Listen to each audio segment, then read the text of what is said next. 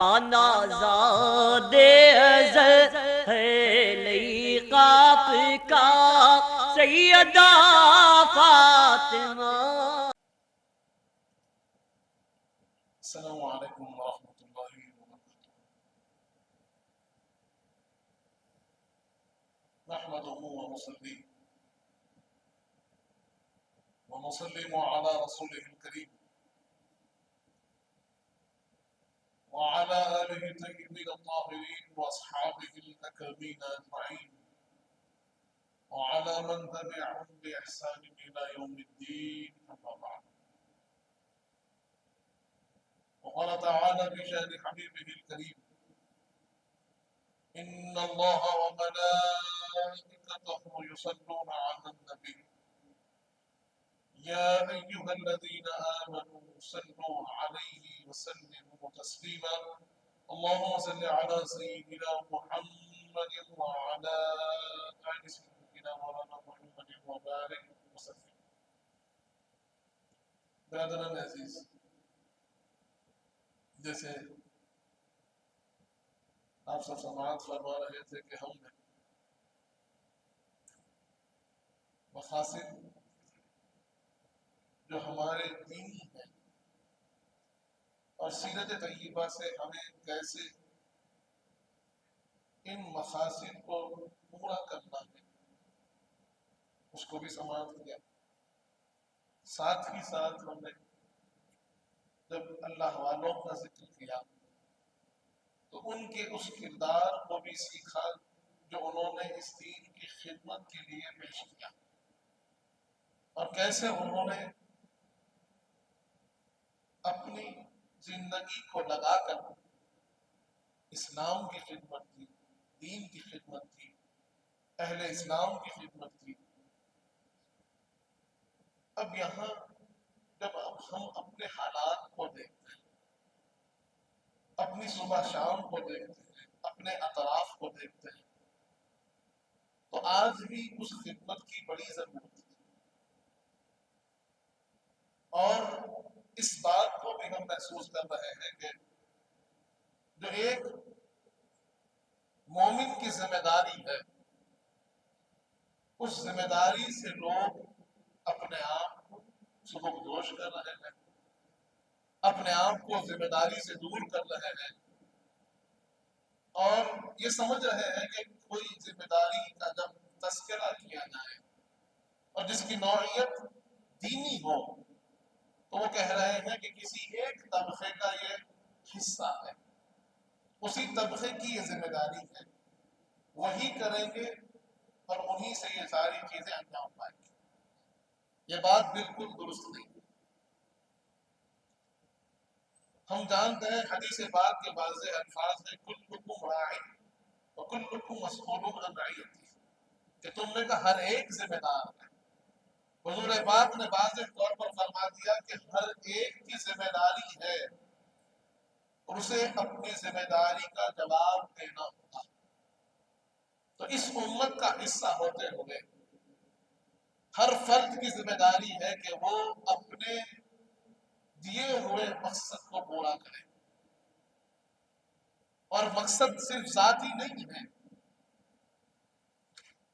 دوسرے کی طرف بھی مقصد ہے، ایک دوسرے کے تعلق سے مقصد ہے. وہ حق آپ پر ثابت ہے جسے ہمیں ادا کرنا ہے. برادران عزیز، حالیہ عرصے میں ہم نے دیکھا کہ ایک قانون جس کی پرجوش مخالفت کی گئی، لیکن اس کے باوجود بھی وہ قانون پاس ہو گیا. سپریم کورٹ تک اس کو پیش کیا گیا، مقدمات ہوئے، لیکن وہاں سے بھی خاطر خواہ ہمیں ریلیف نہیں ملا. آج معاملہ یہ ہو گیا ہے کہ اگر ہم اس قانون کو نہیں سمجھیں گے، اگر اس قانون کی واقفیت ہم کو حاصل نہیں ہوگی، اس سے جو ہونے والے اثرات ہیں ان اثرات کو نہیں جانیں گے، تو برادران عزیز اس کا ڈائریکٹ اثر ہماری مساجد پر پڑنے والا ہے، ہمارے قبرستانوں پر پڑنے والا ہے، ہماری خانقاہوں پر پڑنے والا ہے، اور ہمارے مدارس جو ہمارے دین کی بنیاد ہے اور مدارس پر پڑنے والا ہے، جہاں عاشق خانے بنے ہوئے ہیں ان عاشق خانوں پر اس کا اثر مرتب ہونے والا ہے۔ الغرض جہاں جہاں دینی سرگرمیاں ہو رہی ہیں اور وہ مراکز اگر وقف سے تعلق رکھتے ہیں، اوقافی جائیدادیں ہیں، تو پھر ان اوقافی جائیدادوں پر اس قانون کا اثر مرتب ہونے والا ہے، چاہے نہ چاہے، کسی کی مرضی ہو یا نہ ہو، قانون پاس ہو چکا ہے، جدوجہد جاری ہے۔ ہماری جو بات ہے وہ سپریم کورٹ میں رکھی جا رہی ہے، لیکن اس کے اندر ایک ایسا معاملہ سامنے آ چکا ہے جو ٹائم باؤنڈ ہے، جو ایک مقررہ وقت میں پورا کرنا ضروری ہے، جسے کہا گیا امید پورٹل۔ امید پورٹل کے نام سے انہوں نے قانون میں ایک ایسا حصہ رکھ دیا کہ جس کے اندر جو جائیداد وقف ہے اسے آپ کو رجسٹر کرانی، اس میں درج کرانی، اور اگر آپ درج نہیں کراتے، 6 ماہ کا وقت تھا، 6 مہینے کے اندر اگر آپ نے وہ آپ کی جائیداد کے دستاویز اس پورٹل میں درج نہیں کرائے، اپلوڈ نہیں کیے، رجسٹریشن آف وقف اگر نہیں ہوتا ہے، تو پھر آپ کو قانونی طور پر جواب دینا ہوگا کہ آپ کا یہ جو ادارہ ہے وہ وقف ہے، تو پھر آپ نے درج کیوں نہیں کرایا؟ اب 6 مہینے میں سے 4 مہینے گزر گئے، کوئی ریلیف نہیں ملا، کوئی آسانی نہیں ملی، کوئی راستہ نہیں نکلا، اور اب مجبوراً حالات یہ ہو گئے ہیں کہ 5 دسمبر سے پہلے اگر پورٹل کے اندر وقف کو رجسٹر نہیں کیا جائے تو پھر آپ قانون کی گرفت میں آ جائیں گے، پھر آپ سے آئندہ 6 مہینے تک سوال جواب ہوں گے کہ آپ نے کیوں داخل نہیں کیا، کیا وجہ تھی۔ ان وجوہات کے ساتھ ایک اور 6 مہینے آپ کو ملیں گے، تو پھر آپ کو وقف ٹریبیونل سے جا کر اجازت لانی ہوگی اور وہاں پر سارا معاملہ پیش کرنا۔ اب ان کی مرضی قبول کرے یا نہ کرے۔ تو اگر ہم کو اپنے ادارے کی حفاظت کرنی ہے اور خرابی سے بچانا ہے، قانونی مسائل سے بچانا ہے، اور اس کی جو بنیاد ہے، اس کی جو حقیقت ہے بطور وقف کے، اس کو ثابت کرنا ہے اور ثابت رکھنا ہے، تو پھر ہمیں اس امید پورٹل پر چاہے نہ چاہے اپنے دستاویزات کو اپلوڈ کرنا ہوگا۔ اب جو فیصلہ آئے گا، اگر اس کو باقی رکھا جائے تو پھر باقی رہے گا، اگر باقی نہ رکھا جائے اور انشاءاللہ سپریم کورٹ سے ہم کو آسانی مل جاتی ہے تو پھر یہ پورٹل ختم ہو جائے گا، کوئی بات نہیں۔ لیکن اگر باقی رہ جائے تو، اگر باقی رہ جائے اور کسی نے اس پر اپنے رجسٹریشن وقف نہیں کیا تو پھر وہ قانون کی نظر میں وقف نہیں کہلائے گا۔ برادران عزیز، تو اس کی اہمیت کو سمجھنا ہوگا۔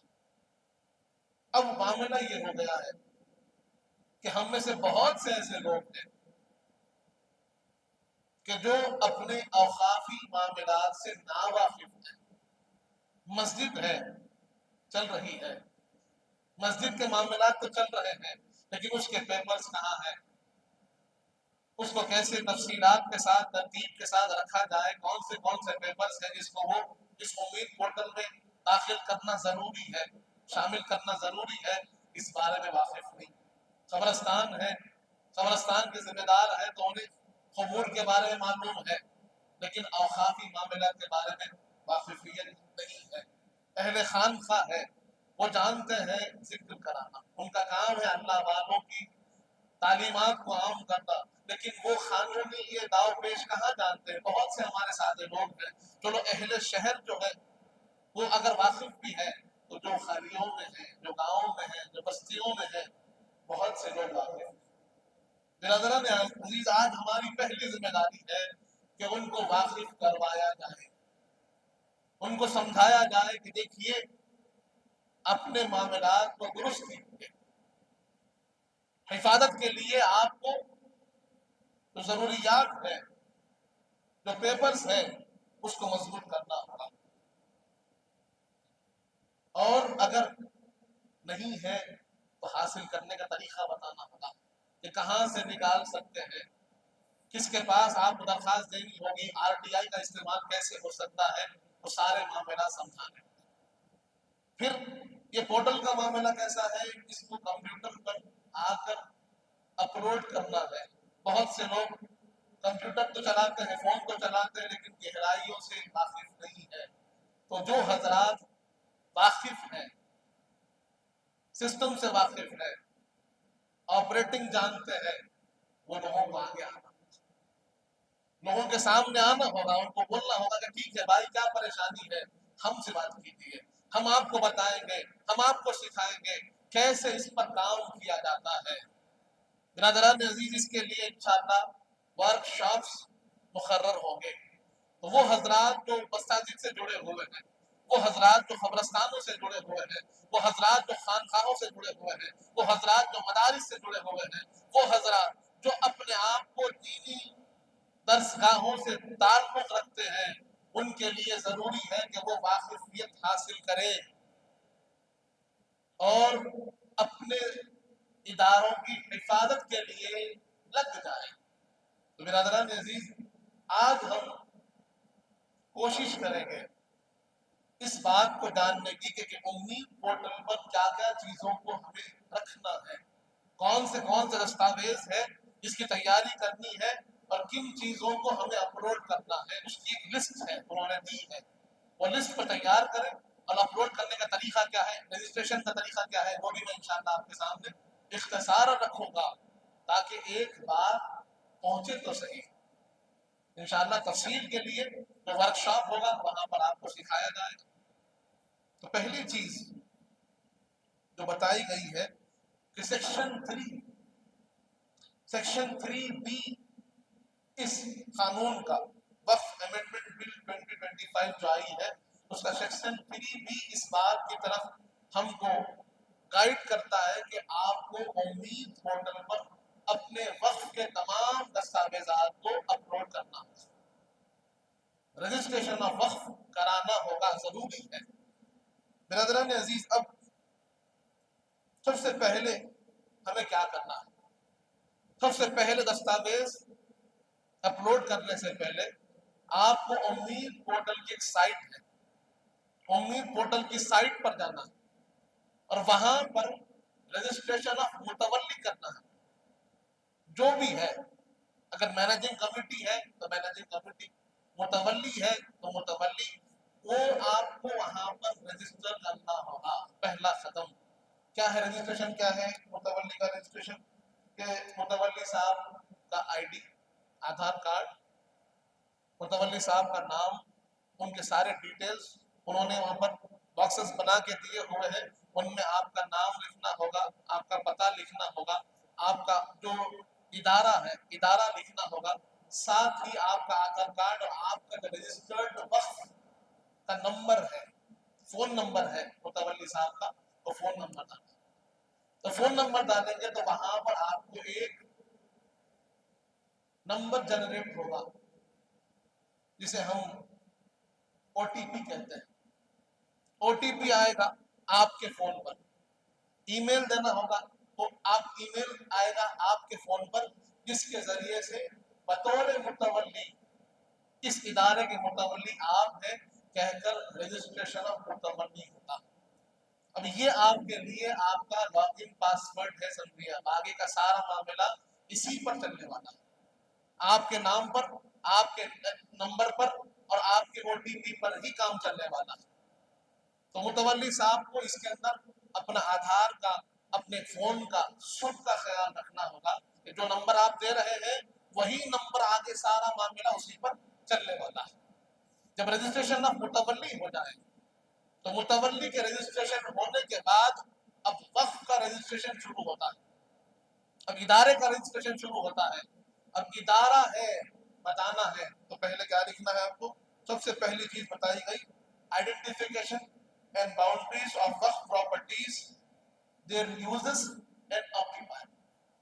سب سے پہلے آپ کو وقف کا نام، کہ وقف ادارہ کون سا ہے، اس کے باؤنڈریز کیا ہے، اور پھر اس کا استعمال کیا ہو رہا ہے۔ مسجد ہے تو مسجد، قبرستان ہے تو قبرستان، خانقاہ ہے تو خانقاہ، مدرسہ ہے تو مدرسہ، جو عاشق خانہ ہے تو عاشق خانہ، اس طریقے سے اس کا استعمال کیا ہو رہا ہے وہ لکھنا ہے۔ اس کے باؤنڈریز کیا ہے، اطراف میں ایسٹ میں کیا ہے، ویسٹ میں کیا ہے، نارتھ میں کیا ہے، ساؤتھ میں کیا ہے، وہ لکھنا ہوگا۔ اس کے ساتھ ساتھ اس کے آکیپائرز کون کون ہیں، اگر کرائے پہ دیے ہوئے ہیں تو کتنے کرایہ دار ہیں، وہ ساری تفصیلات آپ کو دینی ہوگی۔ دوسرا بتایا گیا ہے the name and address of the creator of وقف and date of such creation، کہ اگر یہ وقف ہے تو کس نے وقف کیا، واقف کون ہے، کب وقف کیا، وقف ہونے کی تاریخ کیا ہے، اور یہ کس موڈ پر وقف کیا گیا، چیریٹیبل ہے، ریلیجیس ہے، کس موڈ پر وقف کیا گیا ہے، اور کس ڈیٹ پر وقف کیا گیا ہے۔ اب 100 سال پرانا، 200 سال پرانا، 500 سال پرانے اوقاف بھی ہمارے پاس ہیں۔ اب ان کے لیے بڑی محنت کا کام ہے کہ اس وقت کون سے بزرگ تھے جو وقف کیے تھے، کون شخصیت تھی جو وقف کی تھی، تاریخ کیا تھی، اس کی تاریخ بھی صحیح دینی ہوگی، وقف کب ہوا وہ بھی دینا ہوگا، کون وقف کیے وہ بھی دینا ہوگا۔ اس سے ثابت ہوگا کہ واقف کون ہے، کس مقصد پر وقف کیا گیا ہے، منشأ وقف کیا ہے، اور پھر اس کی کرنے والا تاریخ کیا ہے۔ یہ دوسرا۔ تیسری چیز بتایا گیا ہے دا ڈیڈ آف وقف۔ پرانا وقف ہوگا تو شاید ڈیڈ نہیں ہوگی، لیکن 100 سال، 150 سال، 200 سال پہلے سے یہ طریقہ ہے کہ وقف نامہ لکھا جاتا ہے کہ یہ میری ملکیت تھی، اور میری ملکیت کو میں اپنی مرضی سے بغیر کوئی اکراہ اور جبر کے اللہ کی راہ میں دے رہا ہوں۔ ایسے پھر اس کا مقصد کیا ہے، اس کے متولی کون ہے، اس کا ایریا کیا ہے، ساری ڈیٹیلز وہ وقف ڈیڈ میں آتی ہے، اسے وقف ڈیڈ کہتے ہیں۔ اور اس کا ایک فارم ہوتا ہے رجسٹریشن فارم، جو وقف بورڈ میں اس کا اندراج ہوتا ہے۔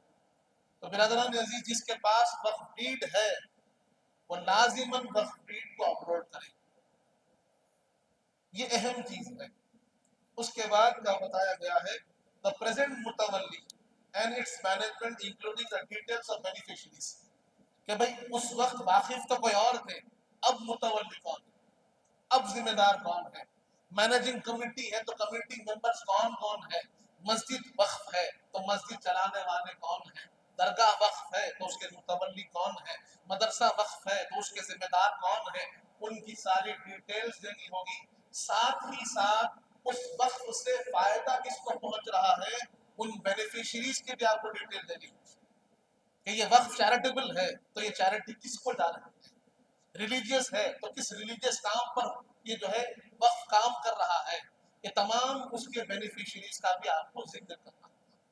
اس کے بعد بتایا گیا the gross income of وقف پراپرٹیز، کہ اگر اس وقف پراپرٹیز سے کچھ آمدنی آتی ہے، جیسے مسجد ہے تو مسجد کے سامنے ملکیاں، ان ملکیوں سے آمدنی آتی ہے، کچھ اوقاف ایسے ہیں کہ جن کے ذریعے سے مدرسہ چلتا ہے، وہ کمرشل پراپرٹی ہے، ان کمرشل پراپرٹیز کا ذکر کرنا ہوتا ہے۔ وہ ملکیاں ہیں تو ملکیوں سے آمدنی کتنی آ رہی ہے، درگاہ ہے تو درگاہ میں آمدنی کتنی آ رہی ہے، مدرسہ ہے تو مدرسے میں آمدنی کتنی آ رہی ہے، ان ساری چیزوں کا آپ کو ڈیٹیل دینا ہوگا۔ گراس انکم، اس میں کوئی کمی نہیں، کوئی ایکسپینڈیچر نہیں، بغیر کوئی ایکسپینڈیچر نکالنے کے گراس انکم کتنی ہو رہی ہے مکمل آپ کو بتانی ہوگی۔ اس کے بعد بتایا گیا the amount of land revenue, cess, rates and taxes annually payable in respect of وقف properties، کہ بھئی آپ کی پراپرٹی ہے تو آپ لینڈ ریونیو کتنا پے کر رہے ہیں، टैक्स कितना पे कर रहे हैं, सेस कितना पे कर रहे हैं। अगर आपकी प्रॉपर्टी पर टैक्स है तो टैक्स पे कर कर उसकी रसीद आपको देनी होगी कि भाई मैंने गवर्नमेंट को टैक्स पे कर दिया। उसके बाद आया है the estimate of the expense annually incurred. भाई आप एक एस्टिमेशन उनको देना होगा कि सालाना मेरी इतनी इनकम है तो मैं इतना खर्चा करता हूँ, बच्चों पे खर्चा करता हूँ, मस्जिद पर खर्चा करता हूँ, खाना खिलाने पे खर्चा करता हूँ, बारगाह पर खर्चा करता हूँ, दरगाह में आने वालों पे खर्चा करता हूँ, अगर कोई चैरिटेबल ट्रस्ट है तो मैं गरीबों पे खर्च करता हूँ, हॉस्पिटल पे खर्च करता हूँ। इस तरीके से अपने अखराजात का एक अंदाजा उनको देना होगा, जिसे बजट कहते हैं, हर साल कितना होता है।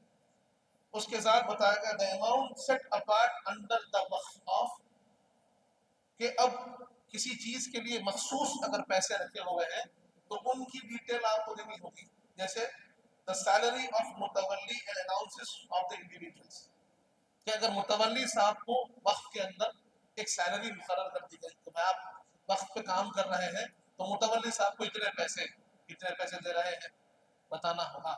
अगर वक्फ पे काम करने वाले 4 आदमी हैं जो वक्फ का मेंटेन करते हैं, काम करते हैं, तो वहाँ जो मुलाजिम है उन मुलाजिमों के डिटेल्स आपको देने होंगे, इतनी तनख्वाहें मैं सबको देता हूँ। दूसरी चीज बताई गई कि अगर प्योरली रिलीजियस पर्पस है, सिर्फ दीनी खिदमत के लिए काम हो रहा है, वो खिदमत क्या क्या है वो बताना होगा। अगर चैरिटेबल पर्पस है कि लोगों की खिदमत के लिए काम कर रहे हैं, गरीबों की खिदमत के लिए काम कर रहे हैं, तो फिर वो चैरिटेबल पर्पस क्या है वो बताना होगा, उसके डिटेल्स बताने होंगे। अगर कोई अदर पर्पस है इनसे हटके तो वो अदर पर्पस क्या है और वह कहाँ खर्च कर रहे हैं, वो सारी डिटेल्स आपको बतानी होगी। उसके बाद बताना होगा एरिया ऑफ ईच प्रॉपर्टी, के वक्फ के तहत जो प्रॉपर्टीज है उसका एरिया कितना है, उसके बारे में डिटेल्स पूछी जाएंगी, कितने गज है, कितने एकड़ है, सारा का सारा आपको डिटेल्स देने होंगे।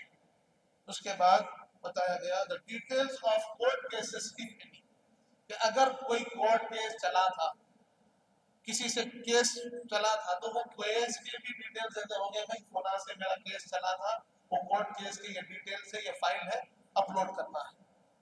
फिर declaration specified in the second schedule, फिर एक डिक्लेरेशन देना होगा कि भाई ये सारी चीजें जो मैं आपको दिया हूँ, सारे पेपर्स जो मैंने अपलोड किए हैं, सारे जितने इंफॉर्मेशन मैं आपको दिया हूँ, ये सब सही है, सच है, तो शेड्यूल 2 में पूछी गई।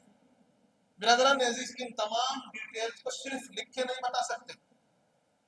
वहां पर आप जब रजिस्ट्रेशन फॉर्म खोलेंगे तो एक एक के लिए खाना है, उसमें डिटेल लिखना है और फिर उसके साथ दस्तावेजात को स्कैन कर कर आपको वहां पर अपलोड करना है।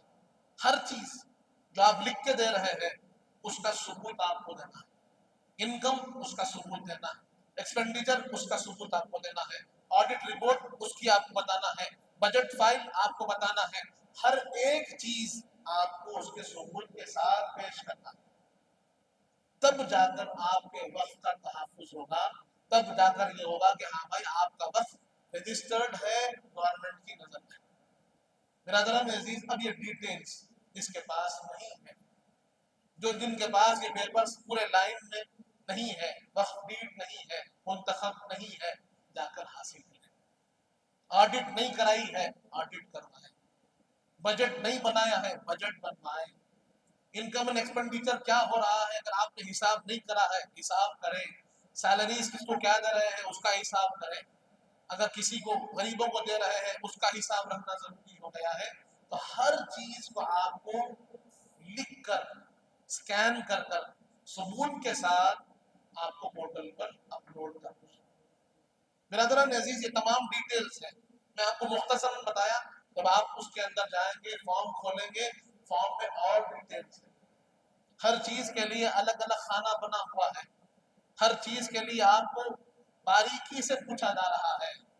हमको मालूम नहीं है, लेकिन देखने वाले आपके औकाफी जायदाद को बारीकी से देख रहे हैं, गौर से उन्होंने आपका तज्जिया किया है, आप पर तहकीक की है और कोशिश की है کہ औकाफी जायदादों को कैसे कैसे अपने जेर असर, एक भी पेपर कहीं भी कमी रह जाएगी आपको पूछा जाएगा, स्क्रूटिनी होगी, जांच होगी, एक एक चीज को गौर से देखा जाएगा।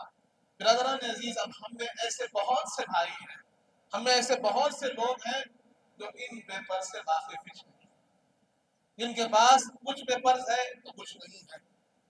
अब हमारा काम क्या है? हमारे हाथ में एक महीने के अंदर जहां जहां पेपर्स मिल सकते हैं, कलेक्टर ऑफिस में मिल सकते हैं वहां जाइए, वक्फ बोर्ड में मिल सकते हैं वहां जाइए, आर्काइव का जो डिपार्टमेंट है वहां मिल सकते हैं वहां जाइए, आप लिख कर दरखास्त कीजिए कि उनको मेरा ये पेपर चाहिए, पेपर्स को जमा करिए, फाइल बनाइए, फाइल बनाकर फिर उनका स्कैन कीजिए, स्कैन कीजिए, पीडीएफ बनाइए। और जब आप पीडीएफ बना रहे हैं इसका भी ख्याल रखा जाए कि पीडीएफ फाइल का भी वहां पर एक साइज मुकर्रर है, तो उसकी बड़ी फाइल अपलोड नहीं होगी, साइज भी इतना ही होना है। तो आपको डिटेल्स हासिल करने होंगे, सीखना होगा, समझना होगा, उसके बाद फिर अपने औकाफी जायदादों की हिफाजत के लिए लग जाना होगा। हम अब गफलत में नहीं रह सकते हैं। अगर अब ख्वाब गफलत में रहेंगे तो ऐसा हुआ कि हमने खुद अपना हाथ काट कर दे दिया है, क्योंकि हमने गफलत बरती है, हमने जानकारी हासिल नहीं की है, हमने समझा कुछ नहीं होता। ये गफलत हमें यहाँ तक पहुंचा दी। अगर अभी भी गफलत करेंगे तो मुश्किल होगी। ख्वाब गफलत से उठना होगा, अपने लिए, अपने इदारों के लिए जो हमारे बुजुर्गों ने खिदमत कर कर गए हैं, अगर हम उसको संभाल नहीं सके तो फिर क्या फायदा। हम आज नया वक्त तो नहीं कर रहे हैं, अल्लाह के लिए काम करना हमने छोड़ दिया है, अल्लाह के लिए वक्त करना हमने छोड़ दिया है। मस्जिदें बनाना बहुत कम हो गया है, मदारिस का क़याम आज बहुत कम नजर आ रहा है, लेकिन जो कर कर गए हैं, जिन्होंने बना कर गया है, उनको आप हिफाजत भी ना कर सके तो फिर क्या फायदा। बिरादरान अजीज, तो हमारी जिम्मेदारी है कि हम अपने आप को तैयार करें, जो चीजें, जो कमियां हैं, जो वाकिफकार लोग हैं उनसे मुलाकात कीजिए, सीखिए। मैं भी हाजिर हूँ, अगर आपको किसी चीज की जरूरत है, किसी चीज के बारे में जानना है, आप मुझसे भी आप राब्ता कर सकते हैं। वैसे इंशाअल्लाह सदर मंडी से उलमाए दखन के तहत भी एक वर्कशॉप होगा जहाँ पर आपको बताया जाएगा, सिखाया जाएगा कि सारे दस्तावेज कहाँ मिलते हैं, कैसे हासिल किया जाए और कैसे तहफ़्फ़ुज़ किया जाए। उसी तरह वर्कशॉप्स हुए हैं, अंजुमन है, अंजुमन मुतवल्लियान सज्जादगान और खिदमतगुज़ारान वक्फ तेलंगाना, उसके तहत पहले ही वर्कशॉप हुए हैं और भी वर्कशॉप होने वाले हैं बड़े पैमाने पर। आप लोग जब इस वर्कशॉप को सुने, अपने आप को शामिल कीजिए। जरूरी नहीं है कि हम वक्त से जुड़े हुए हो ना हो, हम खिदमत कर सकते हैं। हम अगर वाकिफ रहे तो लोगों को सिखा सकते हैं। अगर हमको कंप्यूटर आता है तो हम किसी मस्जिद में जाकर कह सकते हैं, भाई आपको नहीं आता इमाम साहब, मैं मौजूद हूँ, बोलिए, आपके पेपर्स लाइए, हम उसको अलाइन करेंगे, हम उसको अपलोड करेंगे। तो नौजवान जानते हैं कंप्यूटर के बारे में, इंजीनियर्स मौजूद है, ग्रेजुएट्स मौजूद है, वो आगे आए, आगे आकर अपने मसाजिद की खिदमत करें, बारगाहों की खिदमत करें, कब्रस्तानों की खिदमत करें, मदारिस की खिदमत करें और लोगों के लिए अपनी जिम्मेदारी निभाने का बेहतरीन मौका। बिरादरान अजीज, उसी तरह all India Muslim personal law board के तहत भी एक बड़ा वर्कशॉप होने वाला है करीब, इंशाअल्लाह उसमें आप सब शामिल रहिए, अपने आप को वाकिफ करवाइए, अपना जो किरदार है उसको जरूर अदा कीजिए। बिरादरान अजीज, अगर ऐसा ना होगा, अगर आज हम ना जागेंगे तो बड़ी मुश्किलों का सामना करना। इसीलिए मैंने ये तमाम चीज़ें आपके सामने अर्ज की है कि एक वाकिफियत तो हो, जानकारी तो हो कि हमें करना क्या है। अल्लाह ताला से दुआ मांगे, जब तक जिंदा रख सलाम पर रख और ईमान पर दे, वक्त नज़ा हुजूर पाक सल्लल्लाहु अलैहि वसल्लम का दीदार नसीब फरमाए। मैंने को सालेह मुतक़ियों को एहसान बना, हमारे गुनाहों को माफ़ फरमा, हमारे गुनाहों को नेकियों से तब्दील कर दे मालिक। हम में जो परेशान हाल है उनकी परेशानियों को दूर फरमा, हम में जो बीमार है उन्हें शिफाए कामिल अता फरमा, हम में जो मफरूज है उनके सबों को अता फरमा, जो कुछ कहे हैं جو کچھ سنے ہیں اس پر عمل کرنے کی توفیق عطا فرما.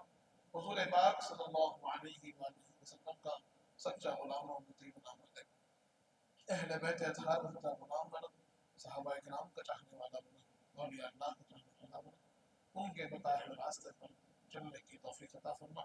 صلی اللہ تعالی علی خیر خلقہ سیدنا محمد وعلی آلہ وصحبہ وسلم والحمد للہ رب العالمین. آپ کا محتاج کرم ہے, نسبت کی قسم ہے, نسبت کی قسم ہے.